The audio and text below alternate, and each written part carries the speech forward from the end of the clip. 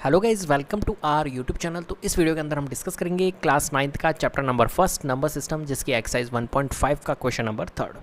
Question number third है हमारे पास, recall pi is defined as the ratio of the circumference से C of a circle to its diameter से D, that is pi is equals to C upon D. This seems to contradict the fact that pi is irrational. How will you resolve this contradiction?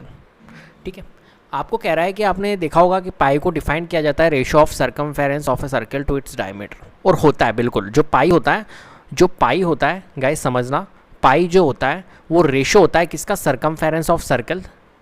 Circumference of circle ratio means क्या होता है? Divide होता है। अगर मैं 3:7 लिखूँ या 3/7 लिखूँ, बात एक ही है ना। तो रेशो मीन्स डिवाइड होता है, तो मैंने डिवाइड लगा दिया।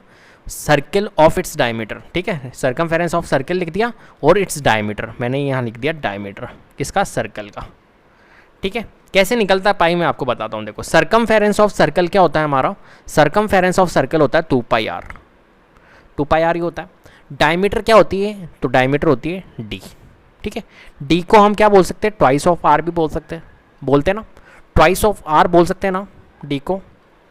ठीक है, तो डायमीटर को हम ट्वाइस ऑफ r भी बोल सकते हैं, और ऊपर है हमारे पास में 2πr। ठीक है, अब 2 से 2 रिड्यूस एंड r से r रिड्यूस, तो हमारा क्या है आंसर? पाई।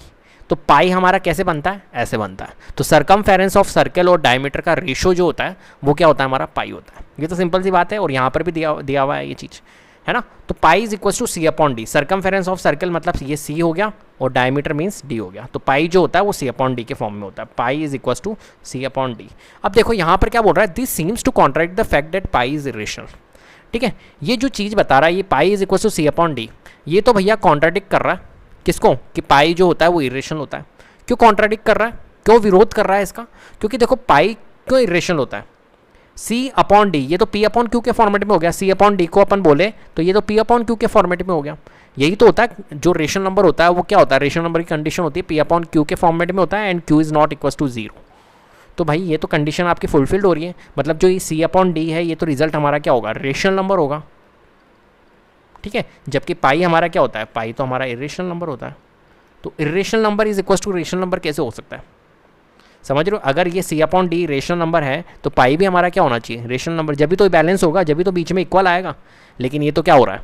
गलत हो रहा है कि पाई की वैल्यू तो हमारी क्या होती है? इरेशनल होती है। इसका मतलब है कि क्या कुछ ना कुछ गड़बड़ है। तो हम इसको कैसे प्रॉब्लम को रिजॉल्व करें? यहाँ पर पूछ रहा है कि how will you resolve this contradiction. इस कॉन्ट्राडिक्शन को आप कैसे रिजॉल्व कर सकते हो? तो देखो मैं आपको कुछ चीज़ें समझाता हूँ, है ना, और समझने की आपको ज़रूरत भी है। ठीक है, तो मैं सबसे पहले तो इसे रब करता हूँ, इसकी कोई अब रिक्वायरमेंट नहीं है। देखो आप समझना, एक मैंने सर्कल बनाया आपके सामने, ये मान के चलिए कि ये एक सर्कल है, ठीक है, और ये सेंटर पॉइंट है। क्लियर है बात? तो पाई इज इक्वल टू हमारे पास में क्या है? सी अपॉन डी होता है, circumference of circle divided by diameter, वो क्या होता है? हमारा पाई होता है। अब देखो सर्कमफेरेंस, जब मैं इसको बाय यूजिंग स्केल की सहायता से मैं जब इसको मैं मेज़र करूँगा तो हो सकता है कि मेरा सर्कमफेरेंस ऑफ सर्कल कुछ ऐसा निकले। कैसा निकले? फॉर एग्जाम्पल 14.121213 इस टाइप से नॉन टर्मिनेटिंग निकले, हो सकता है जब मैं मेज़र करूँ। मेज़र मतलब जब मैं मेज़र करूँगा तो अप्रॉक्स वैल्यू निकलेगी, और अप्रॉक्स वैल्यू क्या होती है हमारी? Non terminating and non recurring, means irrational number होती है। अप्रॉक्स वैल्यू जो होती है वो इरेशनल नंबर होती है, ये हमेशा ध्यान रखना। ठीक है, या तो टर्मिनेटिंग होगी या नॉन टर्मिनेटिंग एंड रिपीटिंग होगी, वो तो रेशनल होता है। बट अगर non terminating and non recurring means जो वैल्यू हमारी अप्रॉक्स है, अप्रॉक्स क्या होती है? हमेशा इरेशनल होती है। तो जब हम इसको, हमारी 3 कंडीशन बनेगी। 3 कंडीशन कैसे बनेगी? देखो, एक कंडीशन तो बनेगी कि सर्कमफेरेंस हमारा क्या हो सकता है? इरेशनल हो सकता है। डायमीटर हमारा क्या हो सकता है? एक परफेक्ट वैल्यू हो सकती है, जैसे कि फॉर एग्जाम्पल 13 या कुछ भी हो सकता है। ठीक है, फिर हमारा सर्कमफेरेंस क्या हो सकता है? एक कंडीशन बनेगी कि सर्कमफेरेंस हमारा होगा परफेक्ट वैल्यू, जैसे कि 44, और डायमीटर क्या होगा हमारा? या चलो हम यही ले लेते हैं, यही वाली वैल्यू ले लेते हैं, है ना। एक कंडीशन होगी कि हमारा जो सर्कमफेरेंस बनेगा वो बिल्कुल परफेक्ट बनेगा, 14 बनेगा, पॉइंट ऐसे नहीं बनेगा। और डायमीटर जो बनेगी वो पॉइंटिंग में बनेगी, 13.121212 इस टाइप से नॉन टर्मिनेटिंग वैल्यू। मतलब ये हमारा रेशनल है और ये हमारा इरेशनल है। और एक कंडीशन होगी कि ये भी हमारा नॉन टर्मिनेटिंग बने, डिवाइडेड बाय जो हमारी डायमीटर है ये भी हमारी नॉन टर्मिनेटिंग बने। तो ये हमारी क्या है, इर्रेशनल, और ये भी इर्रेशनल है। तीनों में रिजल्ट हमारा क्या आएगा, देखो एक इर्रेशनल है एक रेशनल है, तो रिजल्ट क्या आएगा, रेशनल इर्रेशनल आएगा। क्या आएगा, इर्रेशनल। यहाँ पर देखो एक ऊपर रेशनल है नीचे इर्रेशनल है, तो यहाँ पर भी रिजल्ट जो आएगा वो इर्रेशनल ही आएगा। और यहाँ पर दोनों इर्रेशनल है, दोनों इर्रेशनल का भी डिवीजन क्या आता है हमारा, इर्रेशनल ही आता है। क्लियर है, तो तीनों केसेस में हमारे इर्रेशनल आ रहे हैं। क्लियर है, तो इर्रेशनल ही होती है हमारी पाई की वैल्यू, क्योंकि जब हम मेज़र करते हैं किसी भी चीज़ से तो अप्रॉक्स वैल्यू निकाली जाती है, ना कि पूरी वैल्यू निकाली जाती है। बाय यूजिंग जब स्केल से हम इसको मेज़र करेंगे तो अप्रॉक्स वैल्यू आएगी। ठीक है, क्लियर है, तो हमने सॉल्व करके दिखा दिया आपको। तो देयर इज़, आप लिख सकते हो यहाँ पर, there is no contradiction because whenever we measure an object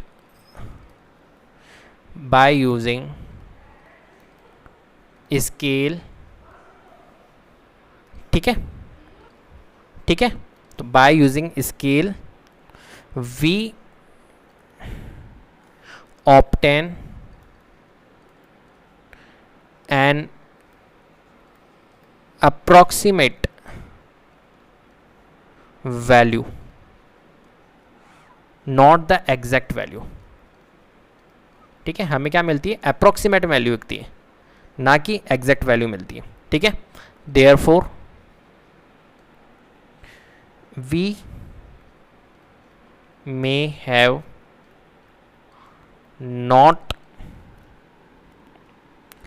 relate that either C or D or both are irrational। Clear है बात, समझ में आ गई बात। तो इस टाइप से इस क्वेश्चन को आपको सॉल्व करना था, मैंने आपको बता दिया। कुछ भी हो सकता है, कभी सी हो सकता है इर्रेशनल, कभी डी हो सकता है इर्रेशनल, या दोनों ही सी एंड डी इर्रेशनल हो सकते हैं। तो सबका रिजल्ट हमारा क्या आएगा, इर्रेशनल आएगा। तो हमारा पाई भी क्या होता है, हमेशा इर्रेशनली होता है, इसलिए पाई इर्रेशनल होता है। क्लियर है बात। तो इस वीडियो के अंदर इतना ही। अगर वीडियो पसंद आई तो प्लीज़ लाइक कीजिए, शेयर कीजिए और चैनल को सब्सक्राइब कर लीजिएगा। बेल आइकन को जरूर प्रेस कर लीजिएगा, जिससे कि अपकमिंग वीडियोज़ का नोटिफिकेशन आपको टाइम टू टाइम मिलते जाए। Thank you so much.